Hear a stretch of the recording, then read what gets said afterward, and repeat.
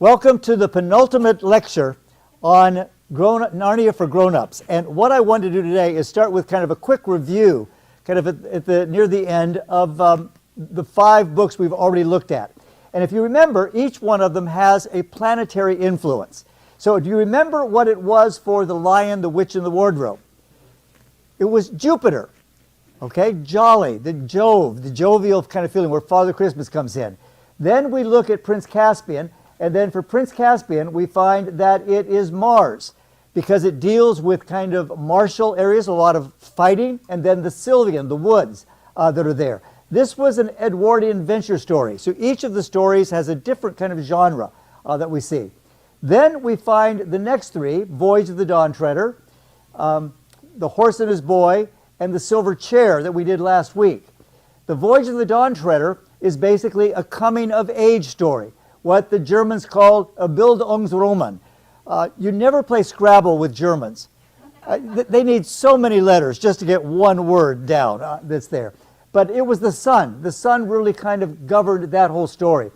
Then The Horse and His Boy was based on an Arabian Night, and so that's why you find a lot of these kind of Islamic and Arab influences in it.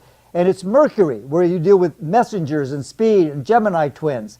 And then last week we saw this medieval quest of the Silver Chair, where the moon really would create a lunatic of Prince Rilian, where they wander and they're travelers. And there's a lot of kind of silver with Silver Chair and the wetness. So today we're going to the beginning of Narnia, and it's called The Magician's Nephew.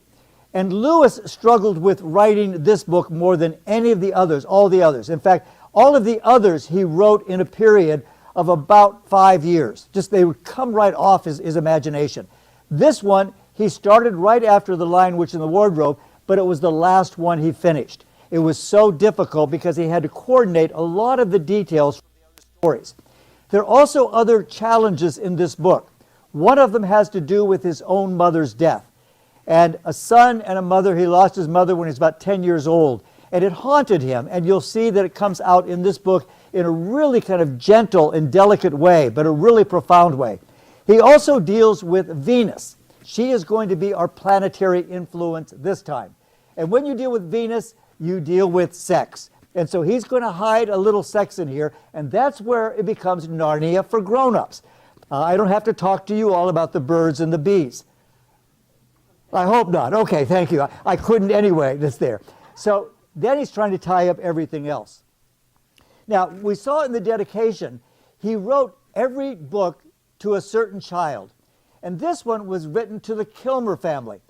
And there were 8 kids. They were, of course, Roman Catholic. Those Roman Catholics, they put out the children quite a bit, as opposed to Presbyterians who only have one. Okay, that's a joke. But anyway, he wrote to them that education should open the door to their imagination, to the delight of the unknown, things that are strange, antique, the foreign. It should open the doors of the soul, he wrote. Now, Father Kenton Kilmer was the eldest son of the Roman Catholic poet Joyce Kilmer. And you remember the story of Joyce Kilmer. He was part of the Fighting 69th in World War I. Lewis was serving in World War I. And he was killed by a sniper's bullet at the Second Battle of the Marne. But he's remembered for his poem on trees. And so let's all read this together, if we can. I think that I shall never see a poem lovely as a tree whose hungry mouth is pressed against the earth's sweet flowing breast, a tree that looks at God all day and lifts her leafy arms to pray. Poems are made by fools like me, but only God can make a tree. I had to learn that in my 4th grade. Did you really? Yeah. Oh, that's wonderful. And you remember it still? Yeah. Remember the rest of it? You don't have to now. Okay, we'll save it for another time, but yes. But yeah, it's wonderful. It's just a beautiful poem on the celebration of nature and creation. And we often forget how wonderful some of these poets were. But his grandchildren, 8 grandchildren, Lewis wrote to them. And Lewis wrote this. Dear Hugh, Anne, Nolly? There's a name I haven't heard before. What language is it? And does it rhyme with oily or mealy or Kelly or early or truly?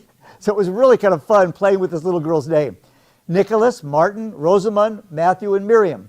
Thank you very much for all the lovely letters and pictures. Congratulations on your new baby sister, Deborah. I like red hair.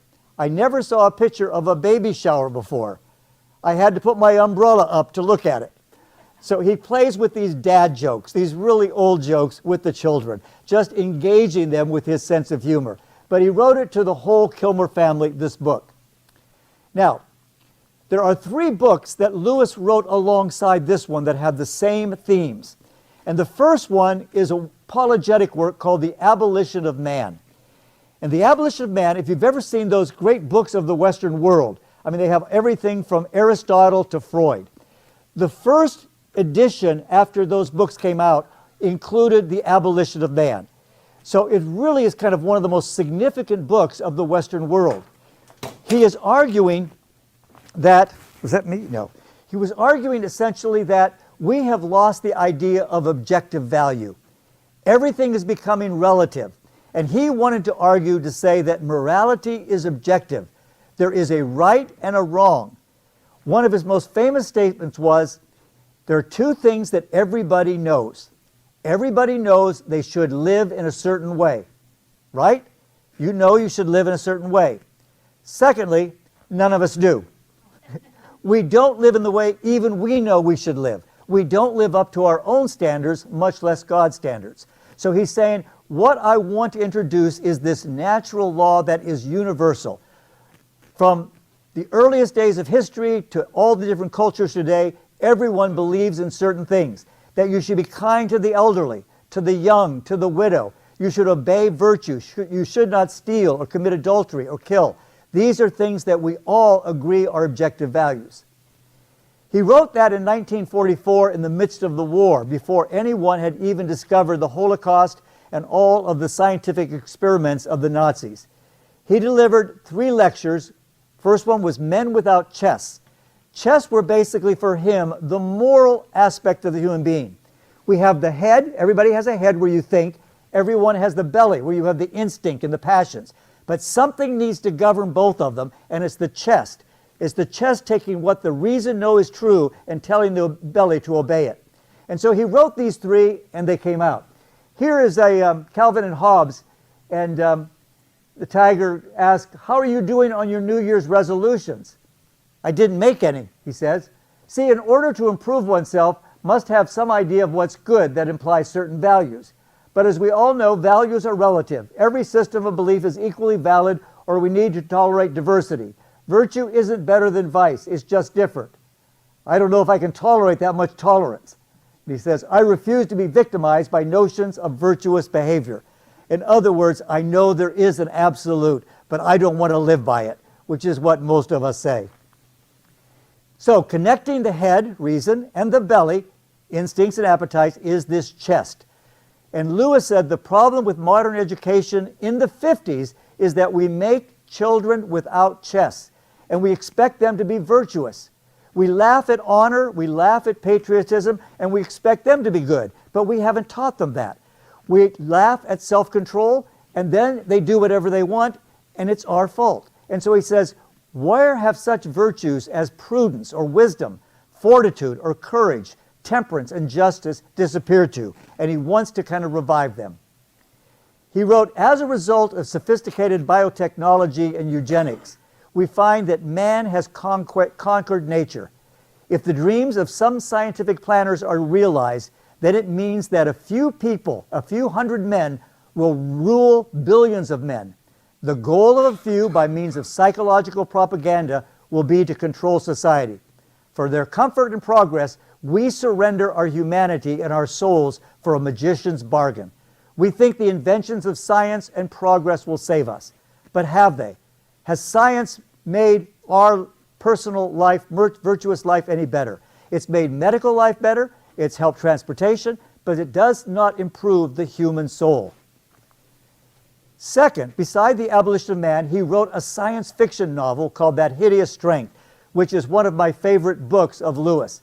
And he satirizes what happens to a university when it takes over and makes everything kind of STEM research and everything is relative. And they want to control people. They want to make robots, basically. And so he says it's like rebuilding the Tower of Babel. where it comes.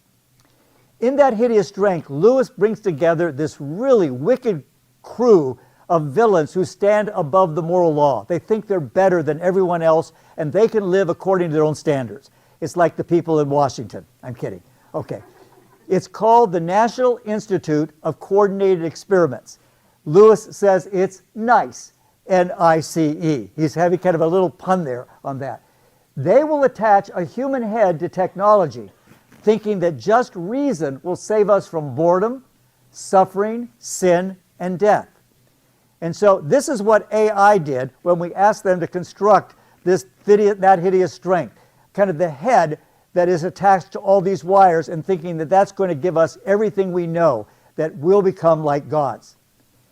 Lewis warns that the people that try to do this, behavioral scientists, media gurus, politicians, and marketeers, seek to control others through our own desires.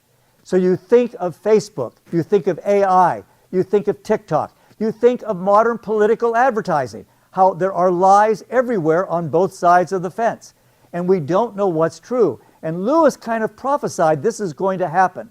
So we're going to see that Uncle Andrew, one of the characters, is one of these characters that Lewis puts in the book. Now, there was a great movie that came out, a documentary called The Social Dilemma. And in this documentary, it showed how young people are being remotely controlled by the seemingly disembodied heads of social media. Social media on TikTok are telling them to try things, and they do. And many of the children will die or hurt themselves by trying to imitate what TikTok recommends. And so this is one of the dangers that Lewis in the 40s and 50s anticipated happening, and he's going to address it in this children's book. So now we get to Diggory's story, which is also C.S. Lewis's story. We begin with Diggory and his new friend Jill, and they live in this huge house, and you all can probably remember going to giant houses that had attics and connected in different ways, particularly over in Europe, some of those old houses there. Diggory will grow up to be Professor Kirk from The Lion, the Witch, and the Wardrobe. At this point, however, he's very concerned because his mother is dying, even as Lewis's mother suffered and died when he was a boy Diggory's age. It takes place, Lewis says, during the time of Sherlock Holmes and Edith Nesbit's children's stories. In other words, it takes place during Lewis's childhood. So Lewis is identifying with Diggory. Now they come into his uncle. It has a little kind of scientific, kind of experimental room. And Uncle Andrew has the mark of a wicked magician. Think the mark of Cain on him. And he has two rings on a table there. One is green and one is yellow. And the yellow one, unbeknownst to the children, will take them to a different world. And he tricks innocent Polly with touching the yellow ring, and suddenly she disappears. He also does a lot of vivisection. He experiments on animals. And so Lewis depicts Uncle Andrew even exploding little guinea pigs in his lab. And he does things to them that they kind of just blow apart. And basically, when Diggory sees this, he says, "By gum, don't I wish I was big enough to punch your head, Uncle Andrew. Look what you're doing to these innocent little animals." He's so angry. Now, one thing I'm going to point out there is this digression. This is kind of fun. I just discovered this a couple weeks ago, and even Ben hasn't heard this thing. But this phrase, "by gum," any of you ever remember the phrase "by gum"? Okay, some of you do. Good, okay. Lewis and his wife, Joy, would go to the music hall pantomime shows over in Great Britain, where they would kind of roar at kind of all these jokes, and they'd join in on everybody singing together. So you're all to sing the red part. I'm going to be the kind of the white part. Am I going to be a bad boy? No, no, no. Am I going to be awful? No, no, no. I promise not to put crumbs in Aunt Fanny's bed. Oh, you naughty people. Okay, what you are. But what happens in those kinds of songs that Lewis remembered, they would go to a 1920s music hall performance, and there was a duo called Stanley Kirby and Harry Hudson. And they made a song called "By Gum," a popular catchphrase that Lewis probably picked up. It possibly derives from kind of this minced oath of "by God, by gum." used by Diggory. Diggory says by gum several times in this book. And sweet gum could also point to the goddess Venus, but this is speculation here. As Diggory watches what Uncle Andrew did to Polly, he may have thought of their song, A by Gum. It were a real fine do. And this is the song that they heard called By Gum. So you get to do the red part again, okay? Start. What fun when old Aunt Ruth speared a pickled onion on her front tooth. When we all started fighting for the parson's snitch. There were kippers a la Francais and saucy little Sal. She guzzled all the fish bones they stuck up her Manchester and Liverpool Canal. She were coughing and a spluttering. We had to send her round for Dr. Drew, and all the lads they stood around and watched the doctor fillet her.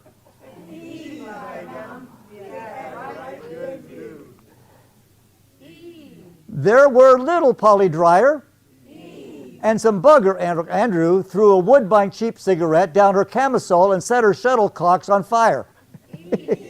And they put her out with water just when we'd all got a lovely view. So Albert Ingots got a match and set the lass on fire again. Okay, it's really kind of a fun, silly song, all that. And basically they get to look under her little kind of shuttlecocks here, and so they put her on fire again. But the thing that is really important about this is that right and good are two basic terms of moral evaluation. And so if something is right, it is morally obligatory. But here, right, good, do is just fun for the bystanders. They know it's not right to do, but they want to do it anyway. So, who is Uncle Andrew Ketterly? He's the villain of this whole story. Lewis attended about 3 boarding schools and considered 2 of them to be torturous. In fact, he called one of them a concentration camp. The headmaster of Wynard School was an Anglican priest named Robert Capron, who was quite unhinged. In fact, he had been prosecuted for cruelty to his students and who, within a very few years, would be certified insane. As someone who manipulates nature at first and then manipulates people, Uncle Andrew became a caricature of Capron, Jack's pitiless schoolmaster at Wynard. Uncle Andrew makes mention of his old Dorchester family, just as Lewis records in his autobiography how Capron took pride in his Devonshire family roots. And so you're seeing connections between these two. Lewis describes both men as tall, with sharp noses, tousled gray hair, an Assyrian smile, and malicious. Additionally, the harsh schoolmaster used the phrase, "my little man," when he referred to Lewis in a letter to his father. In Surprised by Joy, Lewis hints that Capron would make a good comic villain, and he says, "There is no better comic revenge than to play someone in your writings as a buffoon." I wrote a book, and after I was fired by Pat Robertson, he became a character in one of my books. He's in the endnote, and so I have fun with the person who fired me. And it's just a gentle kind of poke, but it's kind of a playful thing. And so Lewis did this to this ogre here. Capron is now portrayed as a buffoon. And in Narnia, he will be ridiculous even to the animals. Now, Uncle Andrew received his fairy dust from a lunatic fairy godmother, Madame Magorna Le Fay. And for those of you who have read Arthur and the Round Table, the Knights of the Round Table, know where Magorna Le Fay comes from. And so in his early draft of The Magician's Nephew, it was called Le Fay Fragment, where the fairy godmother turns sinister. And Le Fay, who's the sorceress in King Arthur, dwells at the island of apples. And we're going to find apples are very important at the end of the story. Now, Diggory knows he must do the right thing. Polly's been captured, sent somewhere by the Yellow Ring, and he recognizes the moral law, and he has to go rescue Polly. So he holds onto a yellow ring, but he carries 2 green rings, which are going to bring them back, and ends up in a place called the Woods Beyond the World. It's a quiet and dreamy place, smooth grass. If you look outside, you could see a little bit of the wood between the worlds when you go out and you play croquet. It's that quiet, gentle place where you can become dreamy, surrounded by water. In the wood between the worlds, you could almost feel the trees growing. This is one of Lewis's key terms, fecundity. Fecundity, which means fertility, which means life just abounding. And so each pool is going to lead to a different world. And so before using their green rings to return home, the two of them are curious, like little children, and they want to explore another world. So, where is your wood between the worlds? Where do you go to meditate and get your bearings? Sunday mornings? This class? It's a good opportunity for sleep. And now you can slip away into your wood between the worlds. But where they go is dangerous.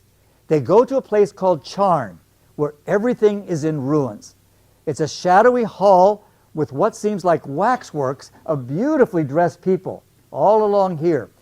They're robed and crowned, but as you walk down, they become less and less regal and angrier and more arrogant and proud and less merciless, until they finally will reach a woman who looks dangerous of all. Now, Polly comes up to this woman, and what they find is a little bell and a hammer right next to her and in front of her. And a sign says these letters, and please read what the sign says. Make your choice, adventure stranger. Strike the bell, by the danger. For wonder till it drives you mad. What would follow if you had? So here's the choice. You can ring the bell or just walk away. Here's the temptation to know good and evil, a desire to control. And so what would you do? How many of you would walk away? How many of you would ring the bell? How many of you would just go find something to eat? Everything else. Okay, that's it. Good. Okay, but we know what they do. Readers begin to sense a similarity in Uncle Andrew and his nephew Diggory in this weakness for hidden knowledge. And so Polly rebukes him and says, you looked exactly like your uncle when you said that you were going to ring the bell. Of course, Diggory will become Professor Kirk and try to explain everything with PowerPoints. I'm kidding. So the two children recognize the enchantment of it, but Diggory can't resist. He strikes it, and two things begin to happen. First, the world begins to crumble or implode. And then this beautiful queen, taller and stronger and more menacing and fierce than anything they had realized, awakens. And her name is Queen Jadis, and she will become the White Witch of the Lion, the Witch, and the Wardrobe. Both Uncle Andrew, the magician, and Queen Jadis believe in two kinds of morality. One for ordinary people and one for them. They decide what's right and good to do. So they're going to do what they want to do, no matter what. And you can see now how it fits with the abolition of man and that hideous strength. While an atheist at school, Lewis became captivated by a woman called Miss C and her shadowy interest in the occult and paranorma. Lewis wrote that his fixation started in me something with which, on and off, I have had plenty of trouble since, the desire for the preternatural, for the fairy world. Simply as such, the passion for the occult. He said it was a spiritual lust, like the lust of the body. It had the fatal power of making everything else in the world seem uninteresting while it lasts. It is probably this passion, more than even the desire for power, which makes magicians. Now, charn, the place they came to, basically means to burn, or a charnel house, a place where skeletal remains are stored. And what had happened was, she had used what she called the deplorable word, a word so powerful that it could destroy everything except its speaker. She turns it into a place of death, much like the Nazi death camps. What struck your imagination in the idea of the deplorable word in the 1950s? How is the exploding of a little guinea pig equivalent to destroying an entire world? And that deplorable world is something that we see in our culture today. Aslan later tells the children that in their world, some people would discover a secret just as terrible that could destroy their world, a possible reference to the atomic bomb. Jadith bequeaths her evil ambition of the deplorable word to us.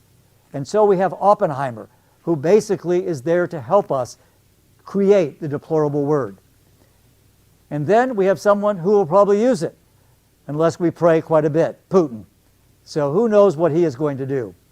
So the children try to escape. They realize they have awakened this witch, this villain, and they try to use the ring to get back to the wood between the world, but Queen Jadis grabs Polly's hair and jumps with them back in there. And so then they go into England again, but she holds on, and when they get to England, there is a lot of other people going on. In London, Jadis is mocked as the Empress of Colney Hatch. Now, if you've been to London, you realize Colney Hatch is a lunatic asylum. So they see her as this great woman. She's an empress, but she's a crazy woman.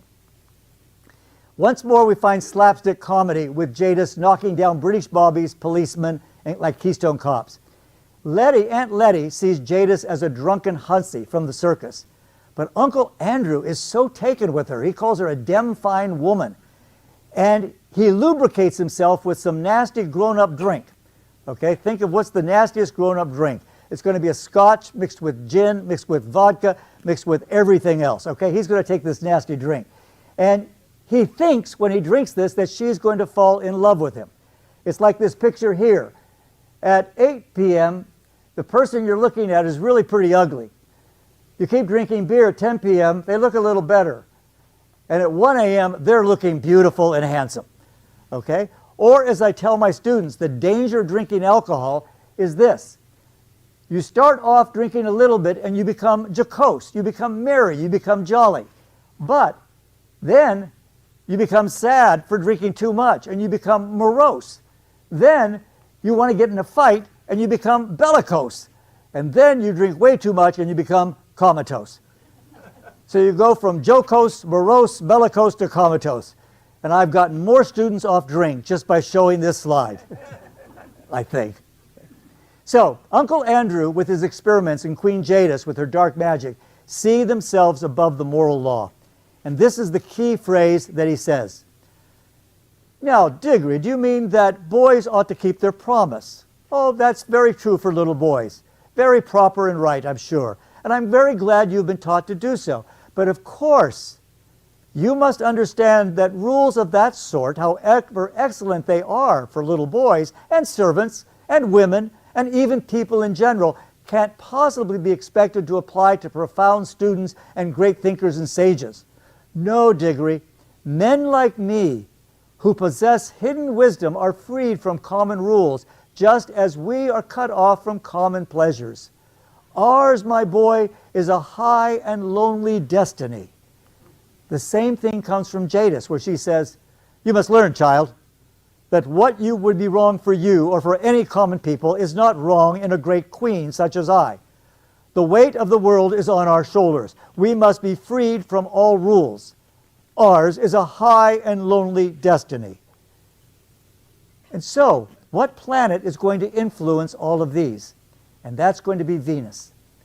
Venus was a friend of Jupiter. And so Lewis tried to write the magician's nephew right after the Lion, Witch, and the Wardrobe, but he couldn't. However, key terms associated with the planet Venus appear. Beautiful. Beautiful appears over and over again. Mother. Sweet. By gum. And so there are two kinds of Venus in the book. There is a good Venus and a bad Venus. The bad Venus will be Jadis. The infernal Venus is here, and it strikes one as beautiful and arrogant, but this ferocious amorality that's bewitching. She is a descendant of Lilith, and we remember Lilith was the first wife of Adam according to kind of Jewish mythology. She is the bad Venus. And it also may come from a French word meaning once upon a time or of old. And it refers to the Turkish word witch. Like Milton's Satan, she finds it better to reign in hell than to serve in heaven. Now, I don't know how many of you remember H. Ragged Haggard's story, She. There was a story, She. That they made a movie of it in 1935. But in it, we find this kind of white witch that he created in his novel. And I really wonder if Lewis saw that movie. He did see King Kong in 1933. And he said, it was scary because you saw all of this lust, you know, that was in there, and the pain. He says, it's amazing. If you were a Freudian psychologist, you could have fun interpreting that movie. But he said it was just too wild for him. Jadis is also related to Ishtar, the Babylonian warrior goddess of love, sex, and fertility, worshipped by the Ninevites. Charn is called that great city, which is what Nineveh was called in the book of Jonah. And so all of these things come together to show that the morning star, or Venus, is really here. There she is. She dances. Actually, my little granddaughter dances like this, with clothes on mostly, but she dances like that a lot. Everyone sees how dazzling, even at 7 feet tall and spectacularly beautiful, Uncle Andrew is totally overwhelmed. My wife is that height. Okay. Here's the infernal Venus on a blind date with Uncle Andrew. It's a Venus flytrap and the poor little fly. That's probably how he felt. Okay. Now, notice at the climax, Jadis tries to climb over the wall of the garden. But Jesus warned us that only thieves climb over walls. So Jesus warned, very truly I tell you, Pharisees, anyone who does not enter the sheep pen by the gate, but climbs in some other way, is a thief and a robber. Now the good Venus, the celestial Venus, is known for her beauty, her fecundity, her vitality, her motherhood, and her laughter. Venus was the mother of Rome. She gave birth to Aeneas, the hero of the Greek-Trojan War. And so you have this fecundity, you have this fertility. And Lewis sneaks in some marital sexuality in this book in a quiet way. He gives a speech to one male and one female animal, and he sends them on their way discreetly, saying, "Be fruitful and multiply." That's one of the few commandments that teenagers want to obey. Go be fruitful and multiply. But you've got to say, wait for the right time. But it's something that they want to do all the time. So, fecundity. Here, be fruitful and do long division or something. Never mind. Okay. So Lewis faced the challenge of writing about sexual desire to prepubescent readers. But he managed to write about eros in two ways. The first is human and animal characters are paired off for procreation. Always two at a time, a male and a female. Aslan brings couples together and essentially says, be fruitful and multiply. Okay? Below, guess which one is the female and which is the male. Which is the female in this picture? Okay? And in this one, which is the male, which is the female? I think this is the male. He gets the kiss and then he runs away. Those males, you just can't trust those animals. Okay. Second, a greater act of Venus erupts in the climactic scene of creation. The stars burst into song. Every drop of blood tingled in the children's body when Aslan begins to sing, and out of his singing comes creation. You find these little mounds begin to grow, and out of small mounds come daisies and daffodils. Out of large mounds come elephants and hippopotamuses. And the song that they sing is this one for everybody. Sing it. Okay, this is so great because the Song of Solomon has this same kind of thing. Awake and love. Awake and love are just these kind of sensual terms. Edmund Spenser in The Fairy Queen has this kind of hymeneal poetry as well, and he's calling lovers to awake and to enjoy what's been given them. And so you find this fecundity everywhere. Teeming with fruitful fertility, fecundity, everything in Narnia at this time is bursting with life and growth. There's going to be some pollinating going on tonight. And it's like one flower said to the other flower, what do you say we call the bee? That's an old joke, but I like it still all the time. Let's call the bee. So Venus is the morning star. And suppose the temptation of Genesis was attempted on the planet of Venus. That happens in Lewis's novel Perlander, a second science fiction. And in Venus, the fall has not happened, and there's a Venus and her husband. And basically she's tempted, but she resists. And here's this kind of a wonderful picture of it where the man Ransom, who represents J.R.R. Tolkien essentially, comes and he saves the kind of naked green woman, the Venus, from the temptations there. And it's just a beautiful film with bubble trees and everything else. Lastly here, Lewis says that Venus is partly a comic spirit. She is the goddess who loves to laugh. The magician's nephew views Lewis saw as lighter and more humorous, funnier than all the other chronicles. And Lewis enjoyed kind of breaking the fourth wall and talking about how tough ants can be, or how certain houses always smell of mutton or bacon. And you put laughter everywhere in the story. There's great roars of laughter. When Jadis comes to London, the sun laughs for joy. The perky jackdaw makes and becomes the first joke. Edmund Spenser celebrates Venus as the mother of mirth and laughter. Even Handel's tragic oratorio, Theodora, we find Venus laughing from the skies. And this is Venus laughing, but it's Venus Williams, not the planet, so she laughs anyway. Okay. Thus begins the Genesis of Narnia. Everything with these parallels to the book of Genesis. And Jada stands there, this is an empty world, she says, nothing. But out of nothing, we find that everything grows. Okay, can you all read this? This is Psalm 19. The sun comes forth like a bridegroom out of his chamber. It rejoices like a strong man under his horse. The word and the world come together with the sun laughing and rejoicing. Nothing is hid from its heat. I love just how the psalmist captures this passion in the psalm of the sun coming like a bridegroom out of his chamber, running like a strong man, his race. And there's nothing can be compared to its heat.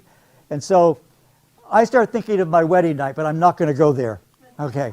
So as he walked away, the valley grew green with grass. It spread out from the lion like a pool. It ran up the sides of the hills like a wave. And Aslan sings the whole place into existence.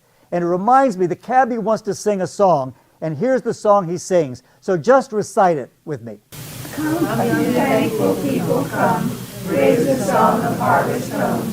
All is safely gathered in, ere the winter storms begin. God our Maker doth provide, for our wants to be supplied. Come to God's own temple, come, raise the song of harvest home. So the simple little cabbie, which has been taken from London by accident into this new world, he is so humble but so grateful. And he says, seeing all of this, I just have to express thanks. And so he begins that hymn right there. And then they all together basically say, Narnia, Narnia, Narnia, awake, love, think, speak, be walking trees, be talking beasts, be divine waters. And then we find creation as comedy. Notice that the person who becomes the first joke, his name is Jackdaw. So Lewis is talking about himself through this one kind of silly bird. Aslan says, creatures, I give you yourselves. I give to you forever the land of Narnia. I give you the woods, the fruits, the river. I give you the stars, and I give you myself. The dumb beasts who I have not chosen are yours also, but treat them kindly and gently. Cherish them, but do not go back to their ways, lest you cease to be a talking beast. For out of them you were taken, and into them you can return. Do not so. And all the animals said, We won't. Said everyone, but one perky jackdaw added in a loud voice, no fear.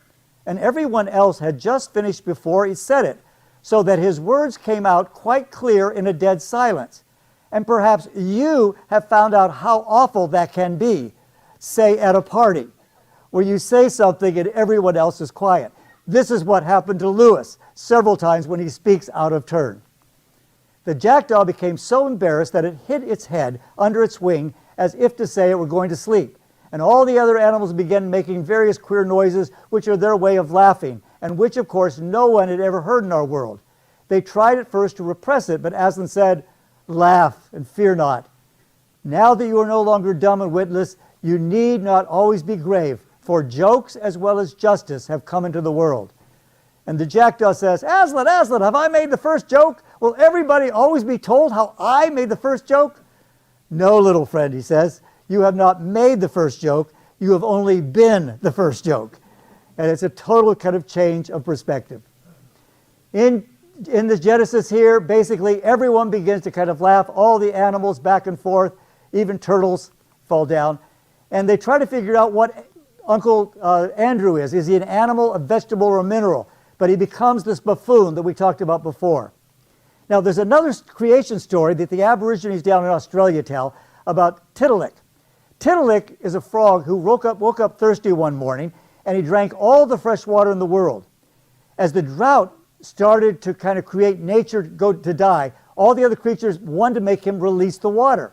Finally, a slippery eel came along and began to kind of tie himself in comical shapes, and so the frog laughed, and all the waters gushed out to water the world.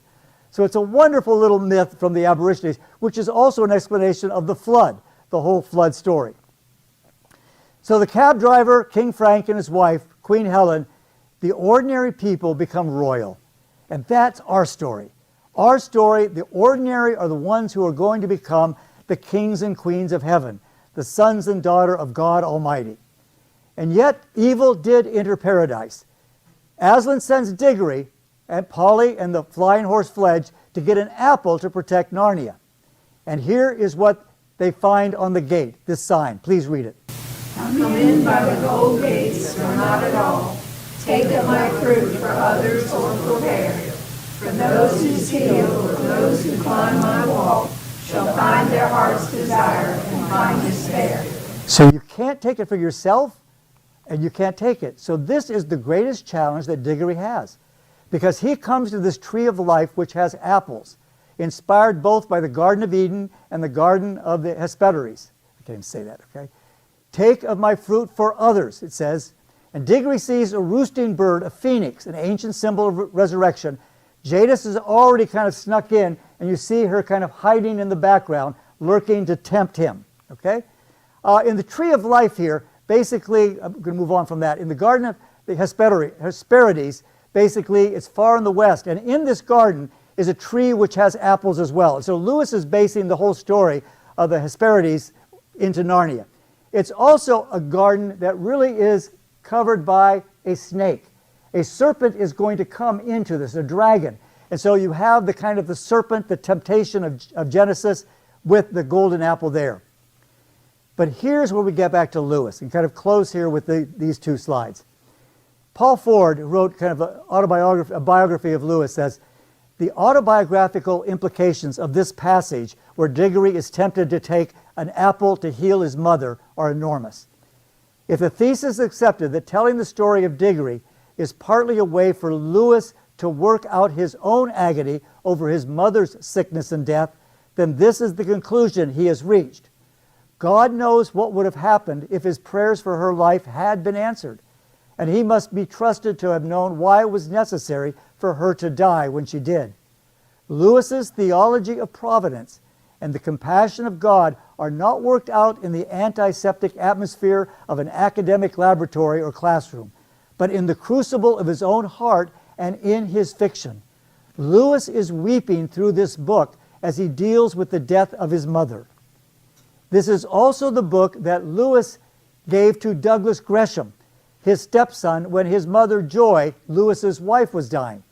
And so when his mother died, he was reading this book where, can I bring my mother back? Can I keep my mother from dying? Can I get this apple for her so she does not suffer? And Jack experienced that, and so did Douglas Gresham.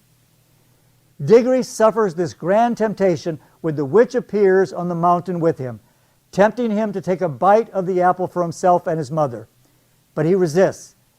He returns to Aslan and hands the apple and said, I brought you the apple you wanted, sir. Well done, son of Adam, says Aslan. For this fruit you have hungered and thirsted and wept. No hand but yours shall sow the seed of the tree that is to be the protection of Narnia. Throw the apple towards the riverbank where the ground is soft. This apple will grow into a tree that will protect Narnia for many years, and it will also provide wood for a wardrobe. It takes us back to the beginning. Diggory was very sad, and he wasn't even sure all the time that he had done the right thing. But whenever he remembered the shining tears in Aslan's eyes, he became sure. We do not understand death on this side of death, but we see the tears in God's eyes and on the cross and understand that there's more compassion than we realize. Aslan explains what would have happened if he had taken the apple. Understand then that it would have healed her, but not to your joy or to hers. That is what would have happened, child, with a stolen apple. It is not what will happen now. What I give you now will bring joy. It will not in our world give endless life, but it will heal. Go, pluck her an apple from the tree. And he does. And where that leads us is to a book that I've written that's coming out in a month. So I just did an advertisement at the end. It leads us to joy. And when you do what God wants, when you go through suffering, when you see death, when you taste death, and you still trust in the one who is over death and life, you will have joy. And so you will find the joy of Narnia. Thank you.